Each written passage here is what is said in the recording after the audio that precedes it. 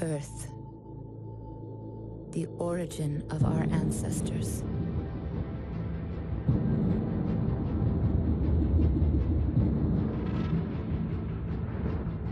A century had passed since they discovered the Eve Gate. A wormhole. Passage to a remote corner of the universe. New Eden.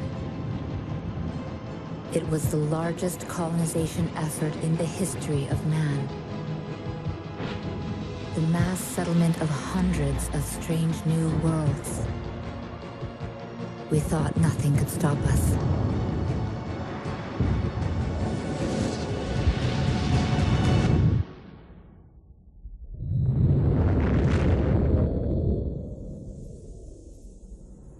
After the Eve Gate collapsed, countless colonies perished. The scattered survivors forgot the old world. Fragments of mankind, light years apart, lost contact.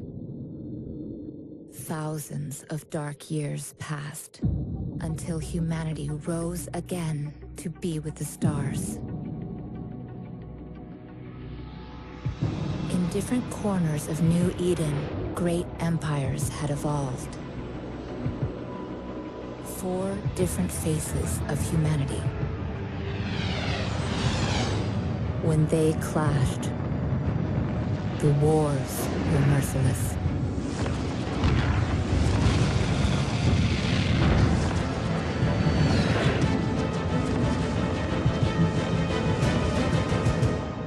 Out of the years of conflict, a new kind of human emerged.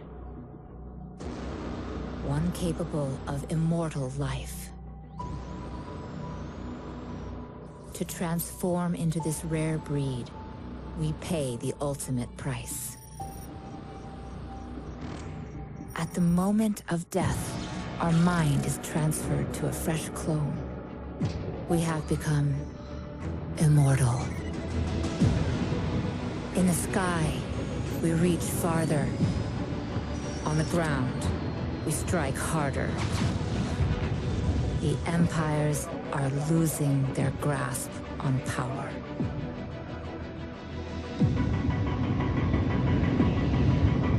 And as our age begins to dawn, they will learn to fear us.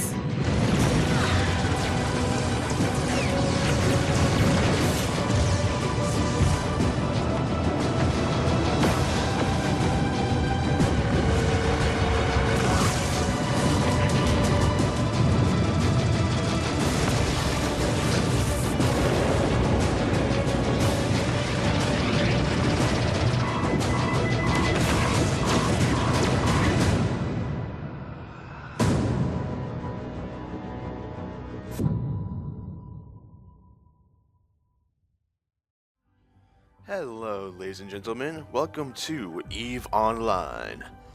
I have titled this series The Prelude, as I'll be going over every little tutorial aspect there is in the game. This is to help newer, less experienced players catch up. So if the really good players don't really, care, then they can just skip this series. However, for those who want to know a little bit more about EVE, I hope that I can help with that. I stress the word hope, by the way, because I may fail miserably. We'll see how it goes. But first of all, what is EVE Online? Well, EVE Online is a massively multiplayer online game set in the far-flung future in the universe of New Eden, where you as a player can control a myriad of spaceships to do whatever it is you'd like. Anything from basic combat versus AI ships or other players, theft, piracy, delivery, mining, and so on. You can do nearly anything you can think of in terms of a job department. And it is pretty exciting and in-depth as well. Now, the reason I have a Prelude series is because this game is known, very well known for being incredibly difficult. And many a horror story lie throughout the internet of how difficult Eve is. And that's kind of why its population is so low comparatively to other games. It is my hope that I can alleviate some of that fear and challenge for new players.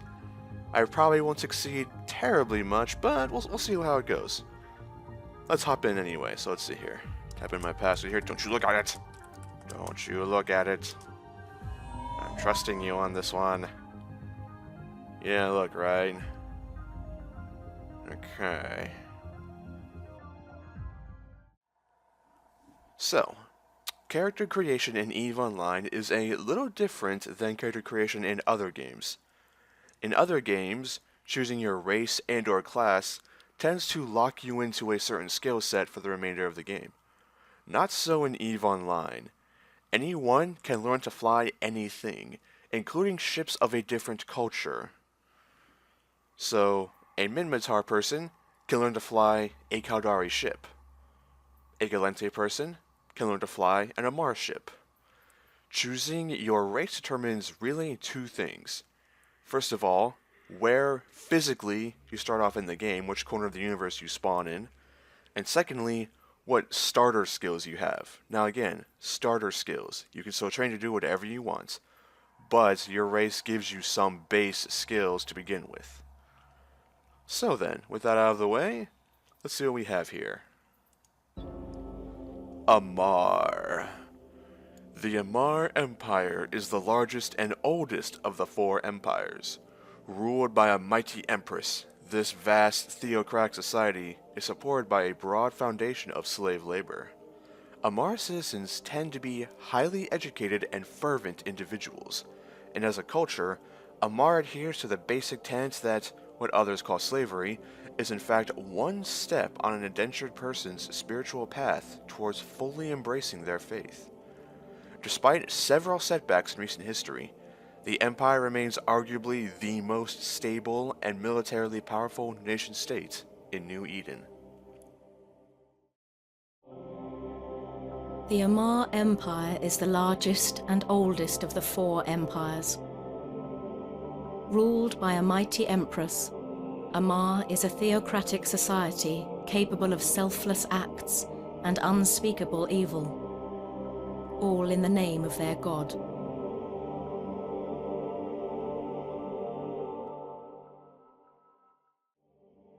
Alright. We'll go to the right here.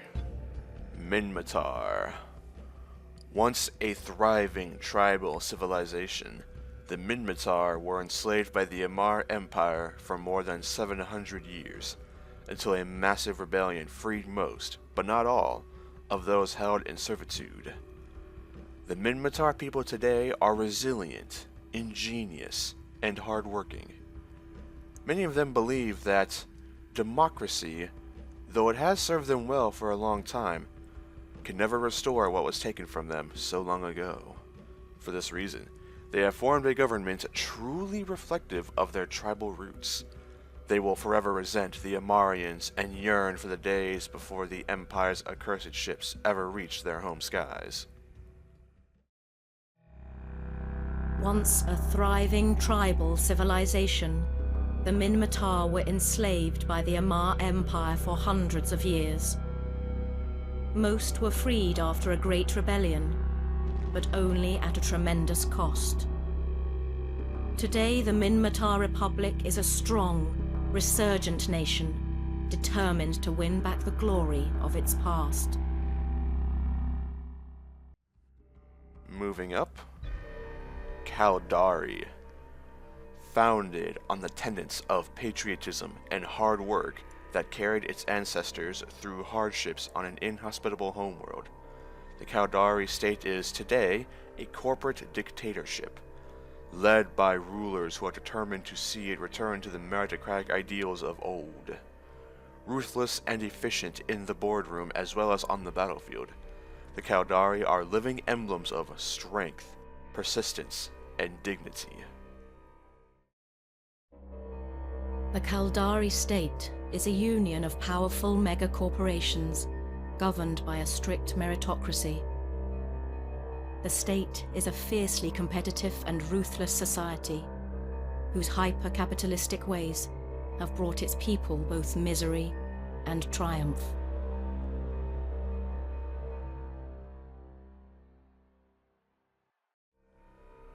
And lastly, but by no means least, the Gallente Federation.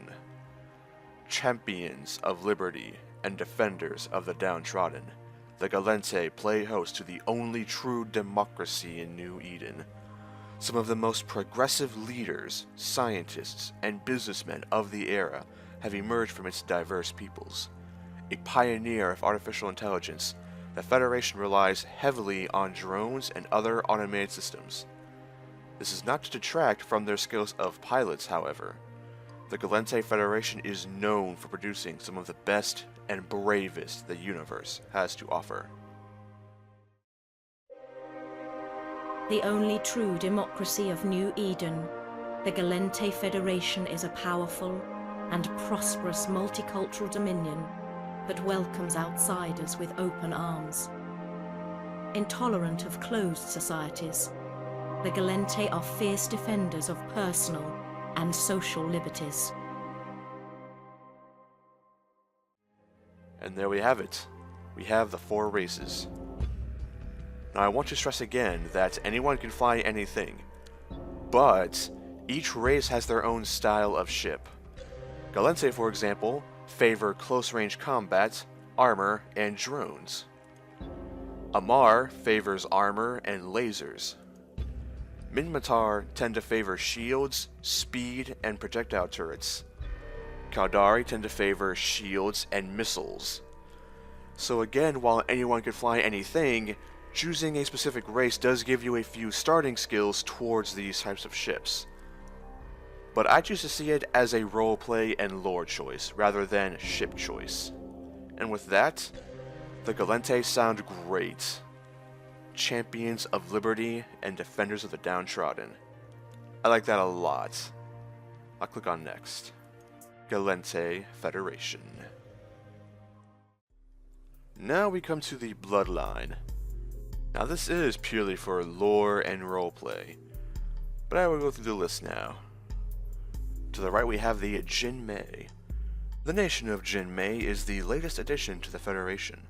They took to the stars comparatively late, as it took generations for them to transform their rigorous caste system enough for qualified people not to be excluded through class-based discrimination.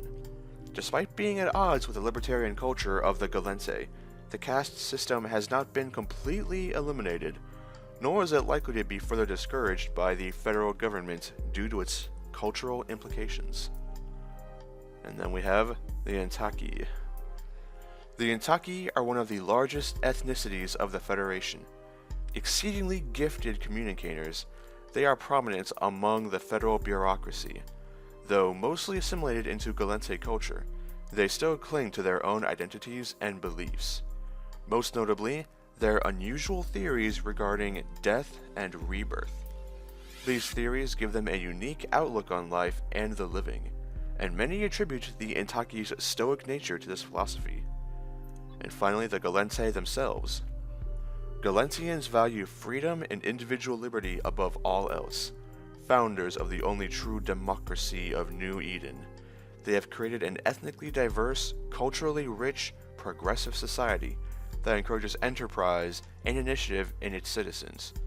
While slow to anger and occasionally indecisive, they are also capable of harnessing enormous military and economic resolve when truly tested.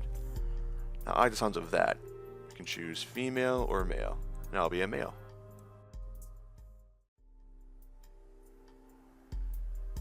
Now here we can customize how our character looks. We can change his facial bone structure, change his nose around if we want. We can also add hair of various types, add facial hair, change his eyes, complexion, skin details, and of course clothing. Now you can say throw on a pair of shoes like this, some pants, and a basic shirt. And you can say, right, done, moving on with gameplay. And you can do that if you really want to.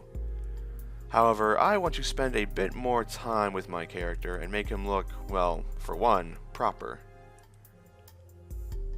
Yeah, so I'm going to spend a little while here and make him look good. There we go. That's pretty good.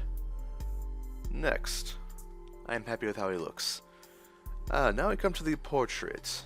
This is what other characters will see when they target us and such. Our portrait. You can choose our character's body pose here.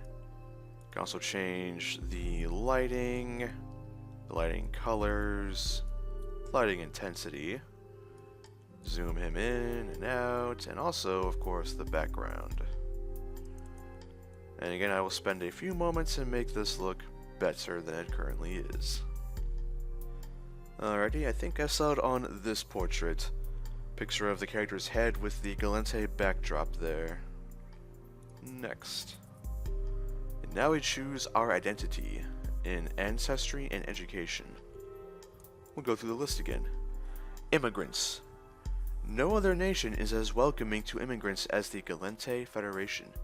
Between the huge demand for labor, the libertarian culture, and social policies of the government, hardworking immigrants of every race, creed, and color can build a dream life in the Federation, the land of opportunity. Miners. While every spacefaring nation relies on mining the rich bounty of space for resources, the Galente esteemed their miners as the key providers that supported the rise of their civilization. Mining is a cultural icon for the Federation, which credits the pioneers of this industry to having selflessly braved the remote dangers of space to help pave the way for exploration and growth. Driven by consumerism and ambitious mega projects, the Galente Federation continues to generate heavy demand for minerals, and as a matter of national pride, lows dependence on other nations to acquire them. Finally, activists. Galente citizens tend to be more politically aware than the citizens of other nations, and many devote their efforts towards one or more of a multitude of causes that suit their ambitions. For such an activist, things might not be perfect, but things will never change for the better unless someone has the courage to fight the good fight. I like that one the most here. So next we choose our education. The Federal Navy Academy, the University of Cayley, and the Center for Advanced Studies. Originally conceived as a think tank for researchers at Chemeltech, the Center for Advanced Studies, the breeding grounds for future Galente industrialists, evolved into an independent educational facility that today is considered one of the very best technical schools in the universe. University of Cayley.